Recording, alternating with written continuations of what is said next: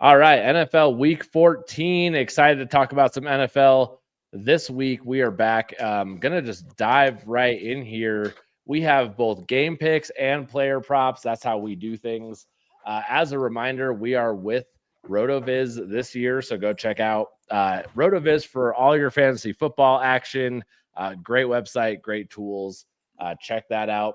If you're listening to us on RotoViz, go check us out on YouTube, Instagram, wherever you get your podcasts, all of those good things too. So, man, I'm excited to get in the NFL. We'll start though with we're having a pre-show conversation about how no one seems to want to be good at football this year. Y'all have a pick. If you had to pick, all right, here's what we're gonna do. If you had to pick what you have to pick a team to win the Super Bowl. No compromising. Mike, go. Shit. Dude, that's so hard. Can I give two? Sure. How are two teams gonna win the Super Bowl, Mike? Yeah, Mike. I need options, man. Dude, let's go Green Bay. Why not? Only because I'm looking at the Packers written down on my screen. Not much more logic behind it than that. That's my pick. I'm picking the Packers if I have to. And it's not this is not a confident. No one should go bet this. I'm also would probably take the Packers or the Eagles, even though I know they both haven't played amazing. But I'm still the Colts would be my second team.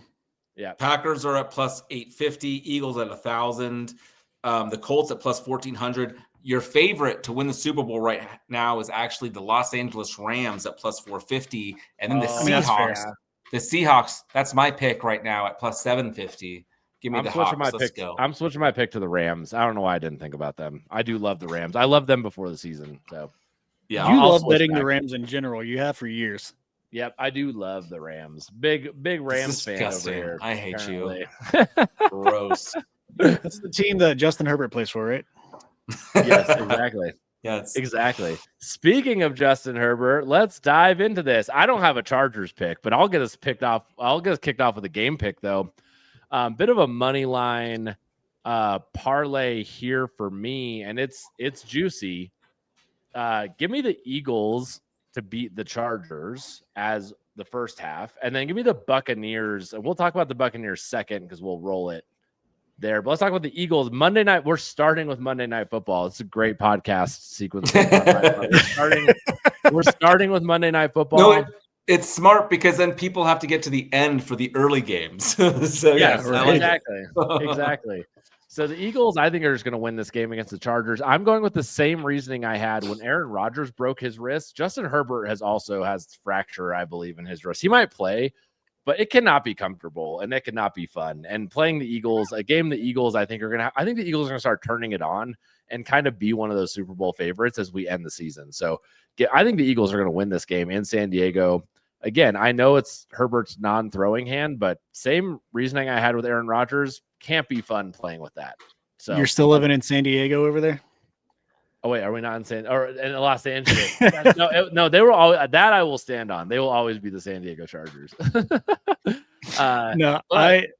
I agree with this. I've got a prop on the reason that Justin Herbert, just had surgery on his wrist 2 days ago. But yeah, he can't be feeling amazing, I would think. So, we're gonna parlay that with a Buccaneers money line. That's gonna come to plus 222. That's a juicy money line parlay there. So plus 222, Bucks and Eagles to both win.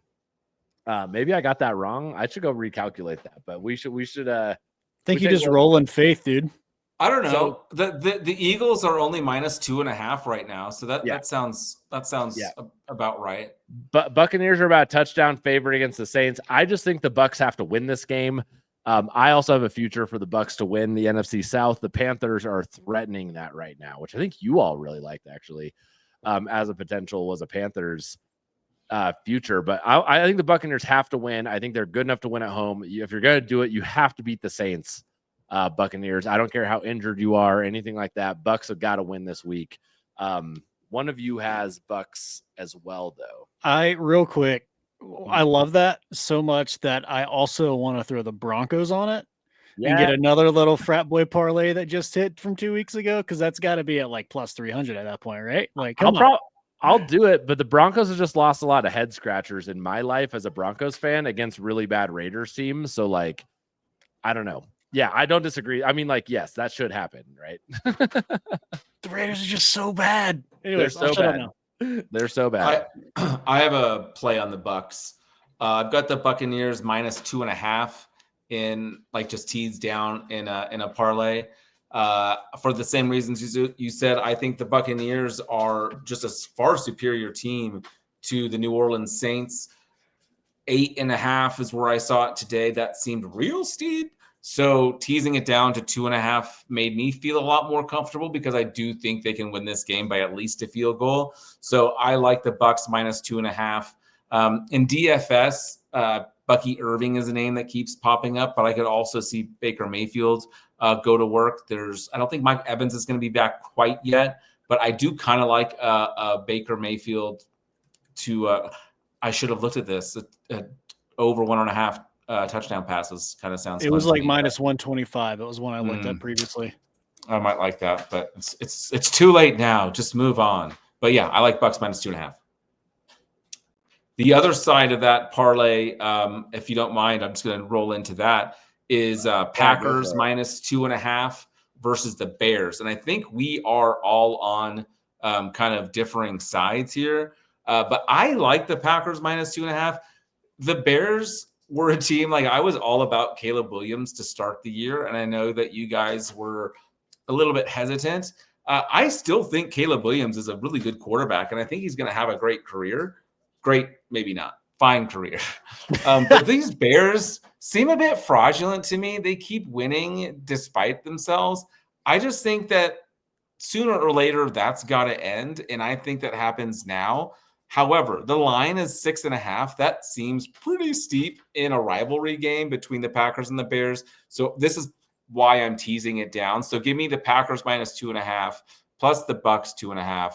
And I get that at minus 20. But you guys have differing opinions about this Bears outcome. So I'd love to hear why I'm probably wrong here. I'll let Mike start. I mean, yeah, I don't know that I'd say it's differing, right? Like the Bears are, they've won 8 of their last 9. They're 7-2 against the spread in that time. But I'm with you. It just doesn't feel like I can fully buy in yet. Maybe that's just because I hate Caleb Williams that bad. That's a very big possibility. But in a rivalry such as this, it's hard to see a large defeat happening one way or the other when you have two teams coming in playing as good as they have. Ben Johnson has the Bears, they've got the most confidence they've had in the last 2 decades at this point. The last 2 games between these two teams have been decided by no more than a field goal. So giving them, I'm taking it at +7. Eric, I think you had it at 6.5 at one point. I found it at +7 at minus 115 on Fanatics. I just think it's gonna be a close game. I think the Packers win. I think you're right, Safe. I think they win by field goal. But I don't know, +7 just felt like too many points in a season where, betting the underdogs is the way to bet in the NFL this year. And it's taken me, way too many weeks to finally figure that out. So I'm taking nothing but points this week, but yeah, Bears +7. +7, yeah, is the best number I see, but yeah. Yeah, I'm going to go that too. I could see the Bears finally ending their curse and getting one in Lambeau this week. I think they've been playing that well. We'll see. I don't strongly believe in that. I'm just going to take the +7 because I think it's going to be a tough game. Games in Lambeau are tough in December and freezing cold, and I can't imagine it's super high scoring, even though they do have good offenses. Jacobs is one of my he's expensive, but he's one of my favorite running backs in DFS this week. Sorry.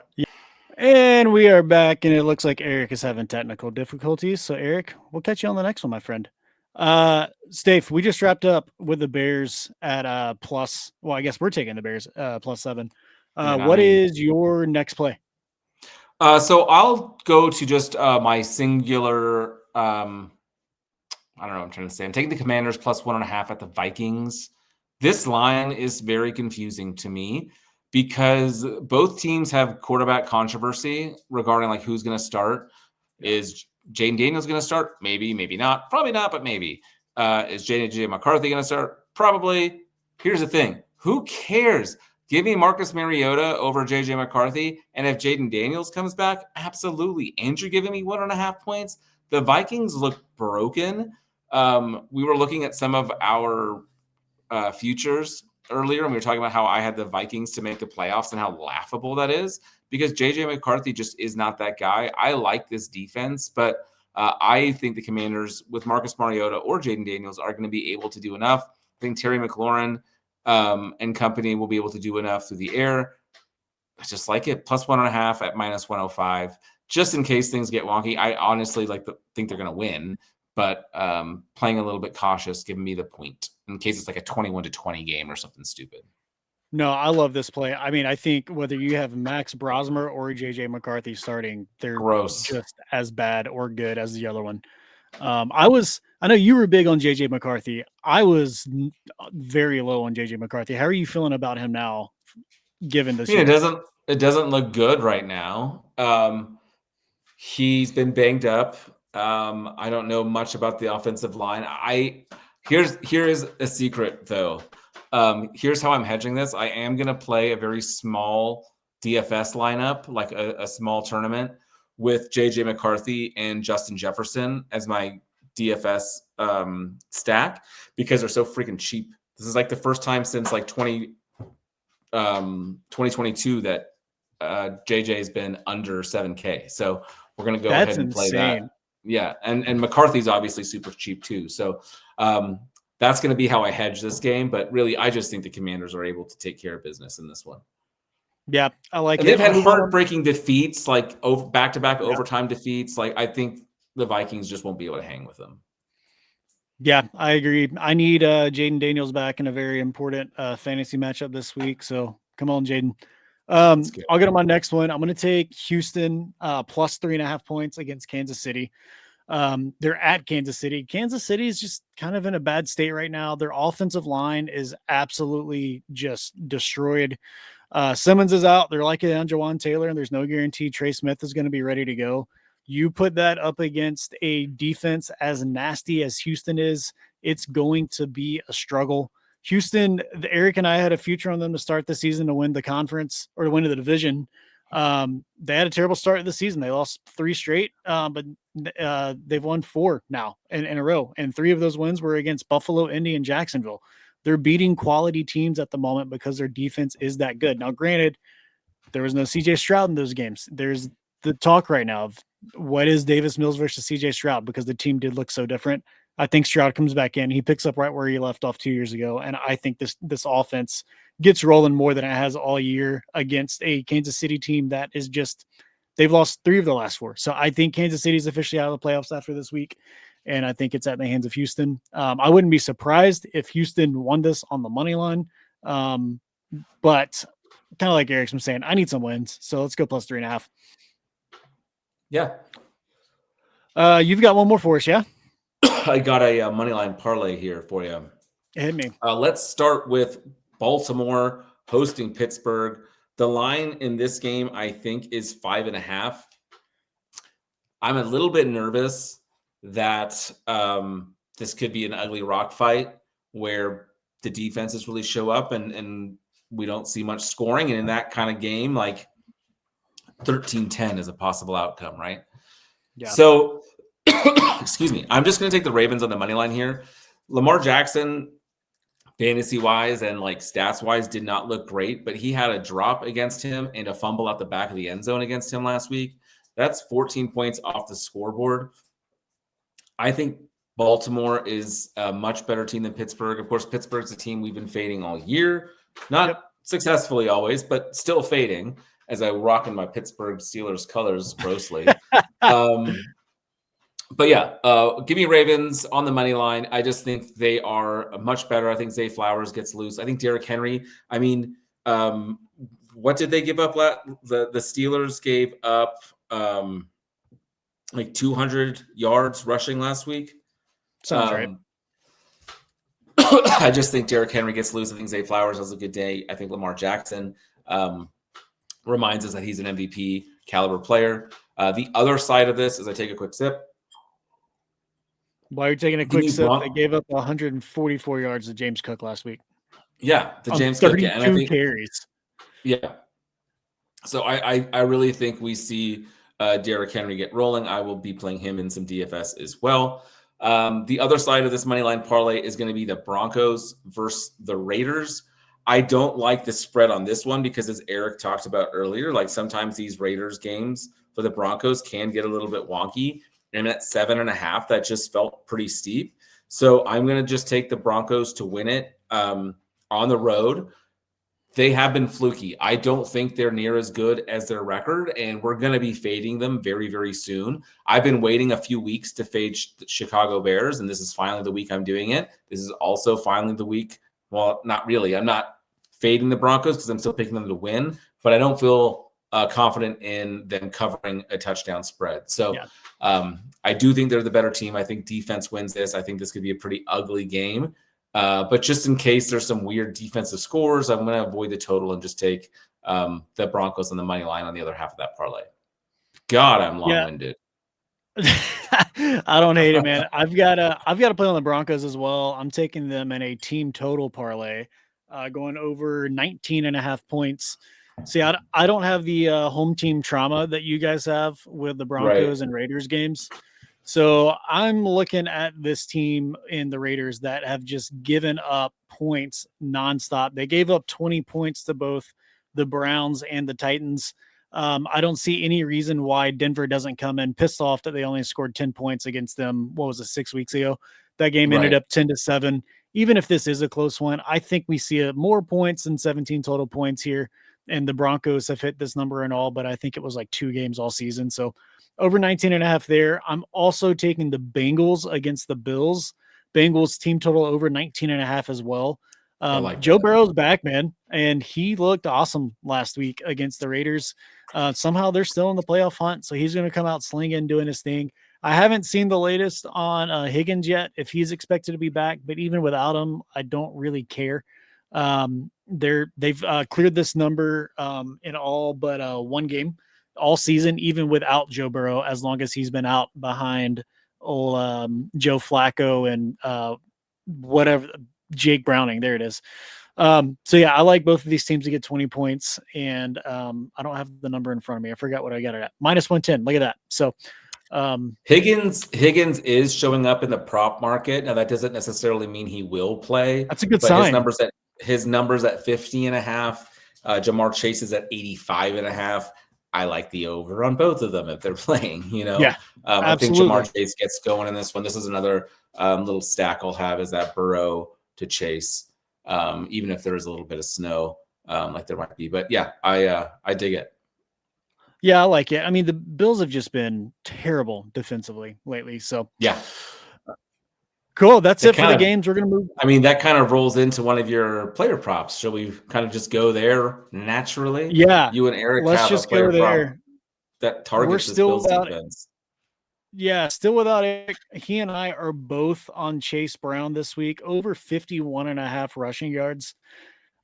Chase Brown is another one. He started slow and he's been coming on lately. He's gone over 50 rushing yards in 5 of his last 6 games.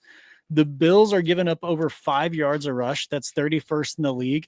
They're giving up 140 rushing yards a game. You're telling me you're giving this man 90 extra yards over their average? I'm going to take this all day, especially given the way that he's been playing lately. Now that you got Joe Burrow back and you're not stacking the box as much.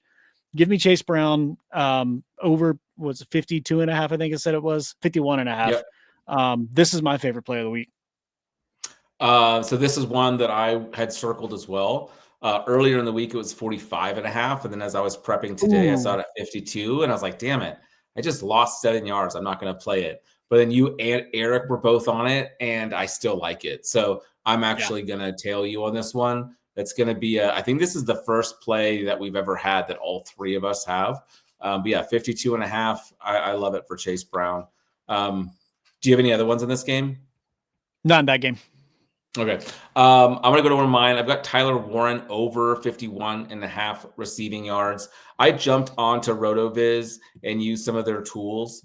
And if you look at the strength of schedule metric that they have, Jacksonville is one of the worst teams against tight ends. It's like a positive 2.1 coefficient for for opposing teams versus Jacksonville. You know how Tyler Warren can be a focal point of this offense. When the Colts were winning a lot of games, he hit this number in 7 of the first 10 games of the season. That's when the Colts were winning. Yeah. And that's exactly what they need to do. So they will be focused on Tyler Warren. This number is at 51.5.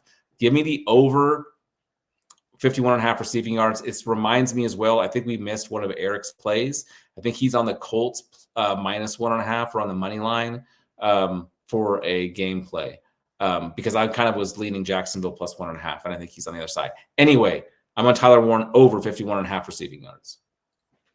I like it. Do you have any more? I'm realizing without Eric, we don't have our show rundown, so I'm getting that pulled up. Oh, yeah.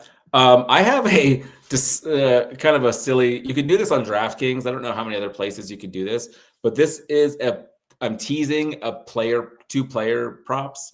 So we're going to take Quinshon Judkins combo rush and receiving yards over 69.5 versus in this crazy Browns game where the total in this game is what? Tennessee Cleveland, the total is 33.5. So it's kind of a disgusting game. But I think all the points that are scored are going to be like through the running game. Like there's going to be a focus on Quinshon Judkins here. So give me over 70 combined rushing and receiving yards. And I'm going to parlay that with Jackson Smith-Njigba over 69.5 receiving yards. This is a number that he clears in any competitive game. Seattle, Atlanta is going to be like, it's on the road. It's in a dome. I think Seattle knows what Atlanta can do, even with Cousins. They can put up points, so they are not going to be able to throttle down. Jackson Smith-Njigba is going to put up at least 70 yards. He can get this on 3 catches. So my little parlay here of Judkins over 69.5 and JSN over 69.5 to get that at minus 135. I love it. And I specifically love your JSN play because I'm taking JSN over 94.5 receiving yards. It's a big number, and 89.5 is what I saw earlier today. 89.5 is what you got it earlier today? Double checking. 89.5. If you find it. It is 89.5 on ESPN and FanDuel. Taking that. Give me the extra 5 yards. Minus 110? Minus 125. I'll still take it. Man, the Falcons, they started the year off strong defensively. Once the Penix injury happened, this team in general has tanked. Frankly, I hope we continue to tank because Raheem's got to go. But the Falcons have given up the most receiving yards in the league over the last 5 weeks. They gave up 100 yards to Adonai Mitchell, T-Mac, and Demario Douglas. Now you've got JSN coming in, who's hit over, this was over 94.5. I think he's hit over 90 in 10 of 12 games this season. Last week was hands down his worst week of the year with only 23 yards. I think he comes back with a huge bounce back week against the Falcons. I'm looking at some of these other numbers here.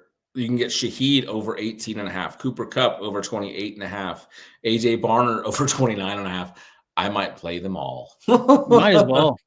You're guaranteed or just to play at least Jackson 3 Darnold, I guess. Yeah. Crazy. I'll jump over to my next one. I'm going to take, dude, we haven't given A-Train any love this year. Give me Devon Achane over 116.5 rushing and receiving yards combined at minus 112. He has gone for over this in rushing yards alone in 3 straight. Now they play the Jets, who just gave up 190 plus yards combined to Bijan Robinson last week. Again, I get it's Bijan and he is the only person on that offense right now, but that's kind of the same story with A-Train here. I mean, you got him and Waddle and that's it. Miami likes to show up in division games. The Jets defensively have just been terrible all year. So I like this to continue his trend of over 116 passing and rushing combined. I was just a little nervous about this one because of like how bad Tua's been. And last year, Achane had 0 receptions. I'm hopeful that doesn't happen again. You can get his rushing prop at 74.5. That's probably how I would play it. Obviously, I'm not saying you should do what would do because you have a better player prop record than I do. But I was just a little nervous when I heard about that. It's like, fair. He didn't get But maybe it's a bounce back game. And I mean, his receiving yards are set at 31.5. So obviously Vegas thinks he's going to get something through the air. I mean, that's the thing about A-Train, though. He can hit 50 yards in one reception. Yeah. That's what I love about him. He hasn't done that Yeah. this year. He hasn't been that guy. He's been explosive, though. I mean, he's Oh, fun. yeah. He is every week. You have any more props? No, that's it for me. All right, I'll hit my last one. This one is gross and sad to say out loud, but I'm going to say it. Give me Oronde Gadsden under 36.5 receiving yards. We talked at the top of the show about how, Herbert's been injured. He just had the surgery. Hello, kitty cat.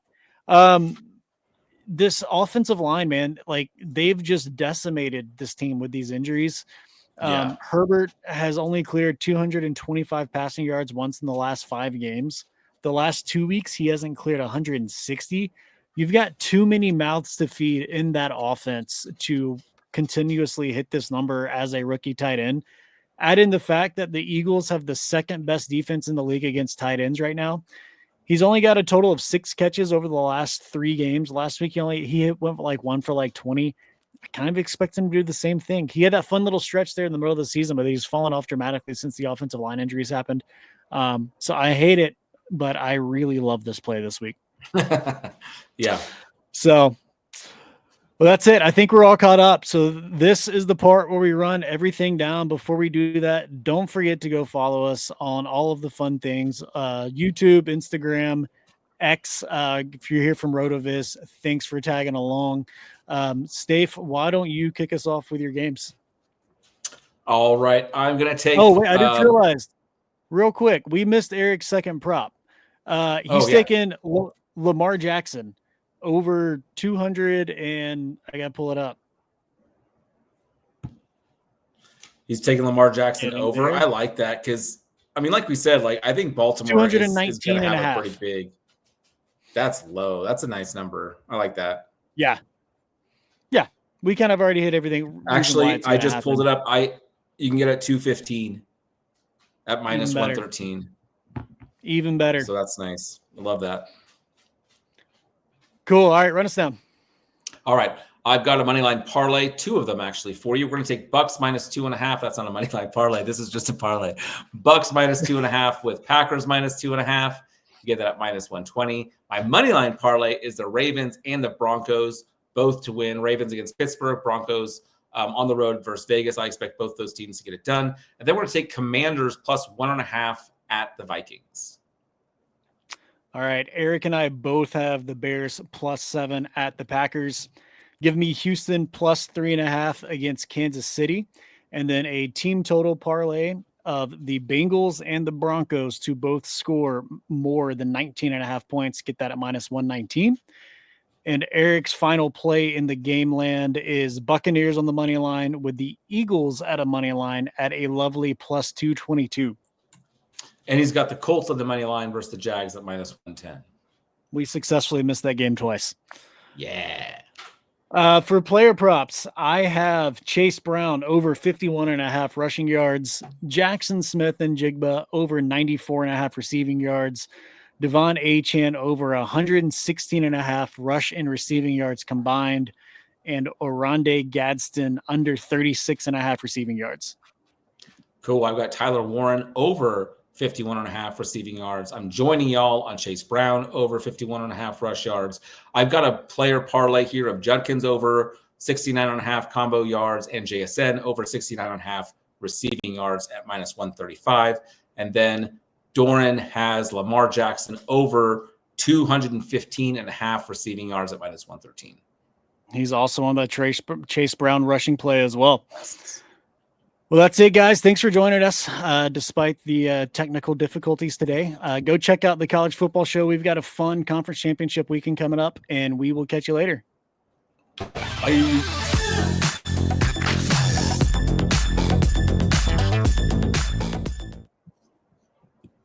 Excellent.